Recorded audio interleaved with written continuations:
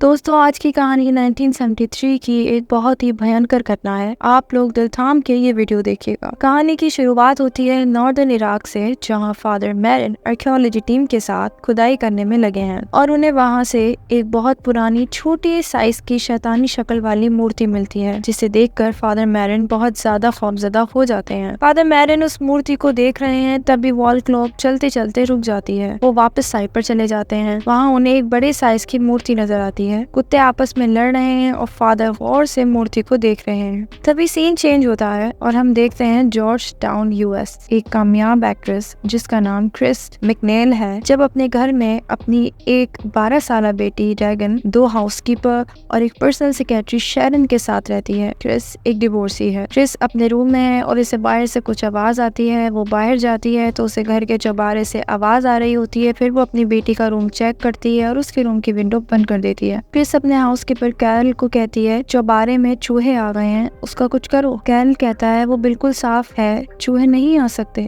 Chris कहती है कि मैंने खुद आवाजें सुनी है। नेक्स्ट डे क्रिस अपनी शूटिंग में बिजी है और एक शख्स जो कि प्राइस्ट है और उसका नाम है फादर डेमियन कैरिस, उसको बहुत गौर से देखता है और वहाँ से चला जाता है।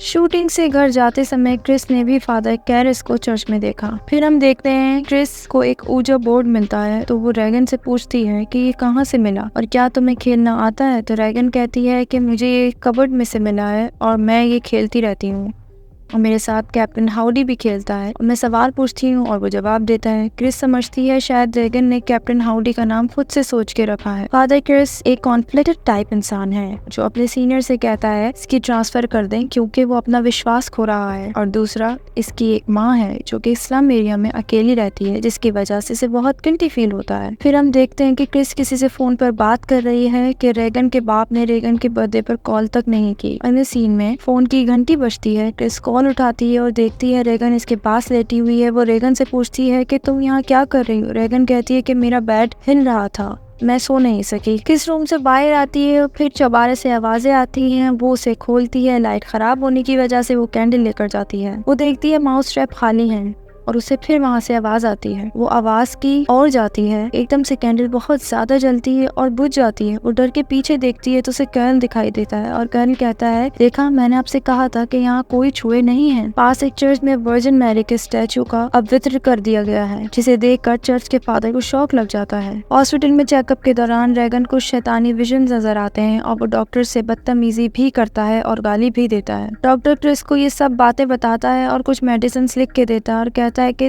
3 वीक वेट करें, अगर इसके बाद भी इसका गुस्सा खत्म नहीं होता तो फिर हम इसे साइकियाट्रिस्ट को दिखाएंगे। फादर कैरिस की मदर बीमार हो जाती हैं। फंड्स ना होने की वजह से उसे मेंटल पेशेंट्स के साथ रख दिया गया था। इसकी माँ कहती है कि तुमने मेरे साथ ऐसा क्यों किया। इन सब बातों की वजह से ये और ज्यादा डिप्रेस्ड हो जाता है। क्रिस ने अपने घर में एक पार्टी रखी हुई थी जिसमें एक गेस्ट जो कि प्राइस था, क्रिस इस फादर कैरिस के बारे में पूछती है तो उसे पता लगता है कि वो चर्च में साइकियाट्रिक काउंसलर है। और फिर क्रिस को पता लगता है कि फादर कैरिस की मदर की रिसेंटली डेथ हो गई है। डायरेक्टर बर्ग टोटली ड्रंक था, जिसकी वजह से इसकी कर्ल के साथ हाथापाई हो गई थी। इसके बाद क्रिस ने बर्ग को वापस घर भेज दिया था। अगले सीन में हम देखते हैं कि रेगन नीचे पार्टी में आती है और कहती है कि तुम मर जाओगे, और इसके बाद उसने वहीं खड़े खड़े यूरिन पास कर दिया। ड्रेस चेंज करने के बाद रेगन पूछती है कि मॉम मुझे क्या हुआ है। क्रिस कहती है कि छोटा सा जहनी मसला है, मेडिसिन खाने के बाद ठीक हो जाएगा। क्रिस नीचे जाने लगती है तो उसके रूम से रेगन की चीखने की आवाज आती है। क्रिस उसके रूम में जाती है तो देखती है कि रेगन की बेड जोर से हिल रहा था। डॉक्टर्स कहते हैं कि रेगन को ब्रेन इंजरी की वजह से मेंटल प्रॉब्लम हो गया है, जिसकी वजह से इसे हेलुसिनेशन स्टार्ट हो गए हैं और सीजर की प्रॉब्लम भी है। और वो बेड जो हिल रहा था वो मस्कुलर स्पैज़म की वजह से था, जिस पर क्रिस कहती है कि डॉक्टर वो स्पैज़म नहीं था, मैं खुद उस बेड पर बैठी थी, वो बेड बहुत जोर से हिल रहा था, जंपिंग कर रहा था। डॉक्टर कहता है कि रेगन का मसला बेड नहीं है, उसका दिमाग है। फिर हम देखते हैं कि रेगन की काफी पेनफुल टेस्ट होते हैं। रिपोर्ट्स बिल्कुल नॉर्मल थी, उसके दिमाग में किसी भी किस्म की प्रॉब्लम नहीं थी। फिर हम देखते हैं कि क्रिस की कॉल हॉस्पिटल जाती है और 2 डॉक्टर्स इसके घर आते हैं, और जैसे ही वो रेगन के रूम में जाते हैं देखते हैं कि रेगन बहुत ही डॉन अंदाज में मूव कर रही थी, बेड पर उछल रही थी और चीख कर कहती है, मॉम इसे रोकें, ये मुझे मार देगा। फिर एकदम से इसकी आवाज चेंज हो जाती है और जैसे ही डॉक्टर इसके पास आता है उसे एकदम से लाफा मारती है और गालियां देना शुरू करती है और अपने आप को मारना शुरू कर देती है। फिर डॉक्टर उसे बेहोशी का इंजेक्शन लगा देते हैं और क्रिस को कहते हैं कि इसके साथ दिमागी मसला है, और क्रिस गुस्से में कहती है कि आप लोगों ने देखा नहीं वो कैसे जंप कर रही थी। नेक्स्ट डे उसका फिर से टेस्ट होता है और सारी रिपोर्ट्स फिर से नॉर्मल आती हैं और फिर डॉक्टर्स कहते हैं कि अब टाइम आ गया है कि इसे साइकाइट्रिस्ट को दिखाया जाए। फिर हम देखते हैं कि घर की लाइट एकदम से बंद हो जाती है और एकदम से वापस आ जाती है और वो रेगन के रूम में जाती है तो वहाँ पर शदीद ठंडा मौसम होता है। रूम विंडो खुली होती है जिसे क्रिस बंद कर देती और रेगन को ब्लैंकेट उड़ा देती है। क्रिस नीचे जाकर शैरन पर गुस्सा होती है कि तुम इसे अकेला छोड़कर बाहर क्यों आ गई। तो शैरन कहती है कि मुझे मेडिसिन लेने जाना था और मैं यहाँ बर्क को छोड़ के गई थी। क्रिस को न्यूज मिलती है कि बर्क मर चुका है। ये सुनकर क्रिस रोने लग जाती है और कुछ ही देर बाद हम देखते हैं कि रेगन मकड़ी की तरह चलती हुई सीढ़ियों से नीचे आती है और इसके मुंह से खून निकल रहा होता है। फिर हम देखते हैं कि एक साइकाइट्रिस्ट रेगन की थेरेपी कर रहा होता है और रेगन से कुछ सवाल पूछने के बाद पूछता है कि तुम्हारे अंदर जो है क्या मैं उससे बात कर सकता हूँ। रेगन कहती है कि नहीं। वजह पूछने पर कहती है कि मैं खौफजदा हूँ। फिर डॉक्टर कहता है कि अगर मैं उससे बात करूंगा तो वो चला जाएगा, जिस पर रेगन मान जाती है। डॉक्टर कहता है कि जो भी बंदा इसकी बॉडी में है, अगर तुम यहाँ हो तुम भी हिप्नोटाइज्ड हो और तुम मेरे सब सवालों के जवाब दोगे। फिर कहता है सामने आओ और जवाब दो मुझे। एकदम से पिक्चर नीचे गिरती है और इस आवाज चेंज हो जाती है और फिर रेगन की शक्ल भी चेंज हो जाती है। डॉक्टर पूछता है कि कौन हो तुम। रेगन इस पर हमला कर देती है। सीन चेंज होता है। फादर कैरस रनिंग कर रहा है। एक डिटेक्टिव इसका वेट कर रहा है। वो कैरस से पूछता है कि फादर क्या आप डायरेक्टर बर्क को जानते हैं जिसकी कुछ दिन पहले मौत हुई है। फिर वो कहता है कि फादर क्या इसकी मौत के पीछे और जो कुछ चर्च में वर्जिन मैरी के स्टैचू के साथ हुआ क्या ये जादू टोने का काम हो सकता है। तो फादर कैरस कहता है कि हाँ हो सकता है। फिर डिटेक्टिव कहता है कि अब मैं आपको बहुत कॉन्फिडेंशियल बात बता रहा हूँ। बर्क की गर्दन बिल्कुल पीछे की तरफ 90 डिग्रीज मुड़ी हुई थी। डिटेक्टिव फादर कैरस पर भी शक कर रहा था। डॉक्टर क्रिस को मेंटल असाइलम में एडमिट होने का कहते हैं तो वो इनकार कर देती है। फिर एक डॉक्टर उसको एक्सोर्सिज्म की एडवाइस देता है और फिर क्रिस रेगन को लेकर घर आ जाती है। डिटेक्टिव को बर्क की मौत की जगह से वही शैतानी मूर्ति मिलती है। वो सीढ़ियाँ चढ़कर ऊपर जाता है और क्रिस के घर आ जाता है।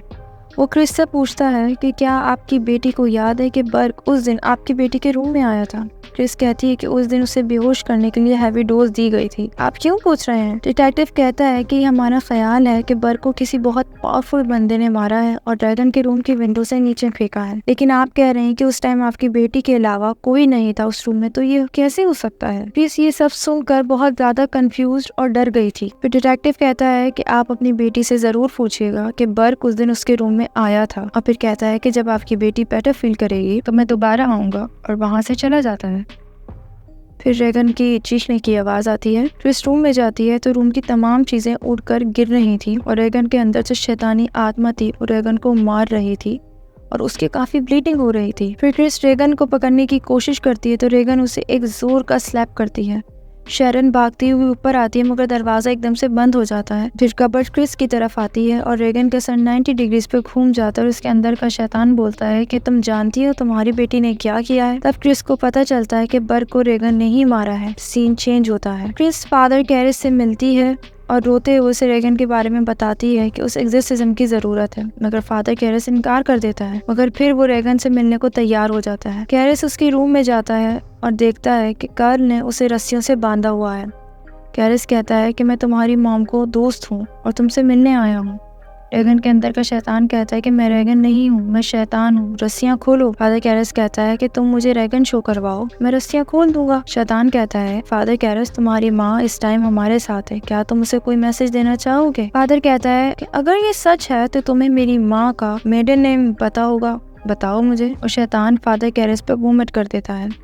फादर कैरस एक्सोर्सिज्म से मना करता है कि अभी हमें और एविडेंस चाहिए होंगे और चर्च सिर्फ बात पर अप्रूवल नहीं देगा कि रेगन की आवाज़ चेंज है। जाते समय फादर कैरस क्रिस से पूछती है कि रेगन को पता था कि मैं यहाँ आने वाला हूँ और क्या रेगन को ये पता था कि मेरी मॉम की डेथ हो गई है। इस दोनों बातों से इनकार करती है तो फादर वहाँ से चला जाता है। डिटेक्टिव फादर कैरस को क्रिस के घर से निकलता देख लेता है। फादर कैरस दोबारा रेगन के पास आता है। शैतान कहता है कि मुझे एक्सोर्सिज्म बहुत पसंद है। फादर कैरस उससे लैटिन में बात करता है तो वो भी करता है, कुछ दूसरी भाषा में भी बात करता है। फिर फादर कैरस कहता है कि तुम कब तक रेगन की बॉडी में स्टे करोगे। शैतान कहता है कि जब तक ये मर नहीं जाती। फिर वो होली वाटर निकालता है जिसे देख के शैतान कहता है कि इसे दूर रखो मुझसे। फिर वो होली वाटर रेगन पर फेंकता है तो वो चीखने मारने लगता है। कहता है कि मेरा जिस्म जल रहा है और कोई अजीब भाषा में बात करता है। फादर रिकॉर्डिंग करता है और उससे पूछता है कि तुम कौन हो और वो उसी अजीब भाषा में जवाब देता है। फादर कैरस बहुत परेशान दिख रहा है और क्रिस से पूछता है कि इसके बाप कहाँ हैं और क्या उसे पता है कि यहाँ क्या हो रहा है। क्रिस कहती कि वो यूरोप में है और उसे नहीं पता।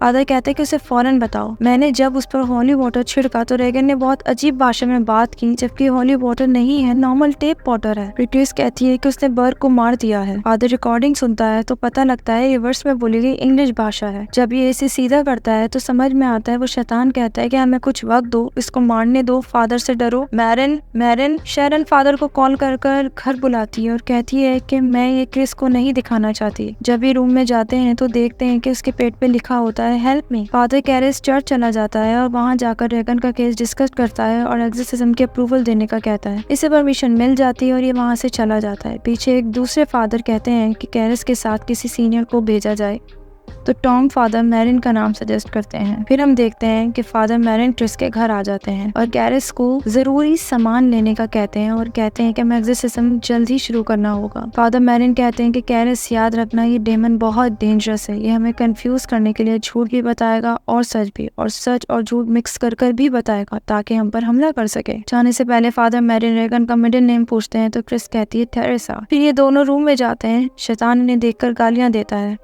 होली वाटर छिड़क कर ये रिचुअल स्टार्ट करते हैं तो शैतान इन पर थूकता है और फिर बेड हिलना शुरू होता है और फिर इसके बाद हवा में उड़ना शुरू हो जाता है। फिर रेगन को वोमिट होती है और फिर हमें रेगन के हंसने की आवाज़ आती है। इसका सर 90 डिग्रीज पर घूमता है। फिर शैतान कैरिस को कहता है कि तुमने अपनी माँ को मार दिया है। इसके हाथ की रस्सियाँ फूलना शुरू होती हैं और ये हवा में उड़ना शुरू हो जाती है। आहिस्ता आहिस्ता नीचे आती है। रेगन की आंखें बिल्कुल वाइट हो चुकी हैं। फिर रूम में एक भूचाल आता है और हम देखते हैं कि फादर को वही शैतान की बड़ी मूर्ति नजर आती है और हम देखते हैं कि रेगन बिल्कुल सुकून में आ जाती है।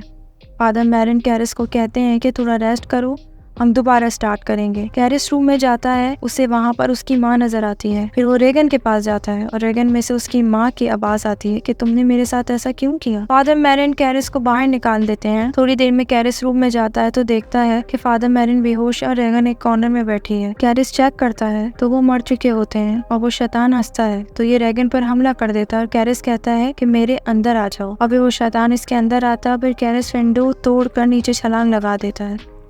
डिटेक्टिव और क्रिस रूम में आते हैं। डिटेक्टिव कहता है कि कैरिस खून में लथपथ नीचे गिरा हुआ है। रेगन नॉर्मल हो चुकी है और बहुत ज्यादा रो रही है। फिर हम देखते हैं कि क्रिस इस घर से शिफ्टिंग कर रही थी। फादर डायर क्रिस से मिलने आते हैं और रेगन का पूछते हैं तो क्रिस कहती है कि उसे कुछ भी याद नहीं है कि क्या हुआ है और वो क्रिस और रेगन यहाँ से चले जाते हैं। तो दोस्तों, कैसी लगी आपको आज की कहानी? कमेंट्स पे जरूर बताइएगा। लाइक करें, शेयर करें, सब्सक्राइब करें। Be happy.